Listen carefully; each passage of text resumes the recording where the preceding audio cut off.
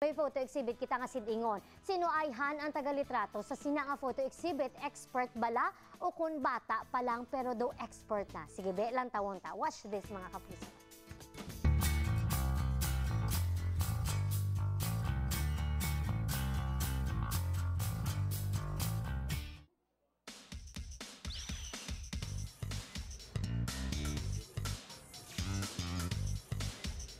Portraits, nature, kag still life photos.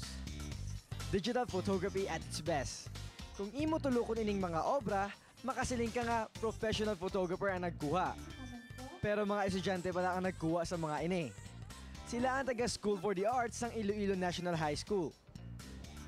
40 tanan ka pinasahing nga mga litrato kaupod sa 40 man ka creative writings ang i-display sa ila exhibit nga gitawag Point and Shoot. Ini ang nagserbe nga culminating sang ila nga klase kag party man sa ila pagsaulog sang Arts Month.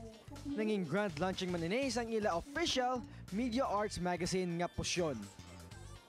This is the year-end presentation of first-year students and second year. So it is a requirement for completion sa ilang course sa photography and digital imaging.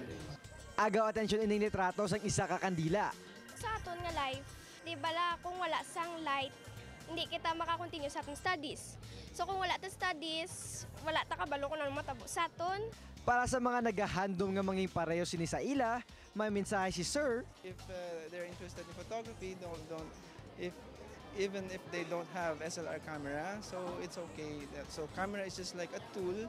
For as long as you have the passion, you can make a difference sa imong fellow individual. Ang ini nga kahiwatan ang nalabayan sa Team Arangkada sa Campus Tour.